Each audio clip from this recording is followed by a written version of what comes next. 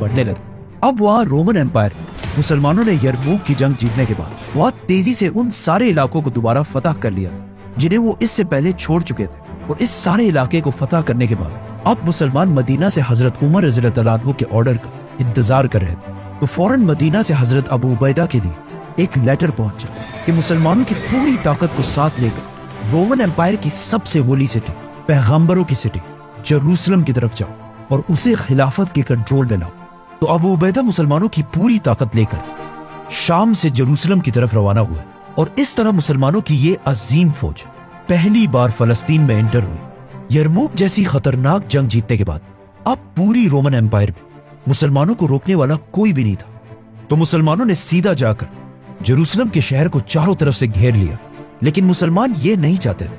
कि जेरूसलम को भी बाकी सिटीज की तरह जंगों और तलवारों से फतह किया जाए, क्योंकि मुसलमानों को पता था कि ये पैगंबरों का शहर है और वो नहीं चाहते थे कि इस सिटी में कोई खून खराबा हो। तो मुसलमानों ने इस शहर के चारों तरफ अपने कैंप्स लगाए और आराम से इस सिटी के सरेंडर का इंतजार करने लगे। लेकिन जेरूसलम के सबसे बड़े प्रीस्ट सफरोनियस ने मुसलमानों की इतनी बड़ी फौज देखकर भी आसानी से सरेंडर नहीं किया और बार बार अपने रोमन बादशाह हरकल की तरफ लेटर्स भेजता रहा कि आप रोमन एम्पायर की पूरी फौज के साथ क्रिश्चियंस के सबसे होली शहर जेरूसलम को मुसलमानों के हाथों से बचाएं। लेकिन अगले 4 महीने तक सफरोनियस की बहुत कोशिश के बाद भी पूरी रोमन एम्पायर से एक जनरल भी उसकी मदद के लिए नहीं आया, क्योंकि यरमूक के मैदान में खालिद बिन वलीद ने रोमन्स की कमर ऐसी तोड़ी कि अब वो मुसलमानों के सामने अपना सर कभी नहीं उठा सकते थे। आखिर 4 महीने के बाद सफरोनियस का हौसला टूट गया और उन्होंने जेरूसलम से मुसलमानों के आर्मी चीफ अबू उबैदा की तरफ सरेंडर करने के लिए एक लेटर भेजा। लेकिन इस लेटर में उसने बहुत ही एक अजीब डिमांड लिखी थी कि मैं इस सिटी को सिर्फ एक शर्त पर मुसलमानों के हवाले करूंगा कि इस इस्लामिक एम्पायर के खलीफा उमर बिन खत्ताब खुद आकर मुझसे मिले। लेकिन आखिर क्यों सफरोनियस खालिद बिन वलीद, अबू उबैदा और बाकी सारे जनरल्स के बजाय हजरत उमर के सामने ही क्यों सरेंडर करना चाहते थे?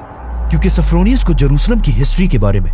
बहुत अच्छी तरह पता था और उसे पता था कि पिछले हजारों साल से जब भी किसी बादशाह ने इस सिटी को फतह किया उसने यहाँ की एक एक चीज को तबाह किया। जेरूसलम और फलस्तीन की स्टोरी यहाँ से बहुत पहले शुरू होती है और ये स्टोरी इतनी इंटरेस्टिंग है कि बाइबल और कुरान ने बार बार दुनिया के बाकी सारे इलाकों से ज्यादा इसी इलाके फलस्तीन की हिस्ट्री बयान की है। फलस्तीन की स्टोरी स्टार्ट होती है इब्राहिम अलैहिस्सलाम के साथ कि जब इब्राहिम अलैहिस्सलाम आज से 4000 साल पहले जेरूसलम से बहुत दूर इराक की सिटी ऊल में पैदा हुए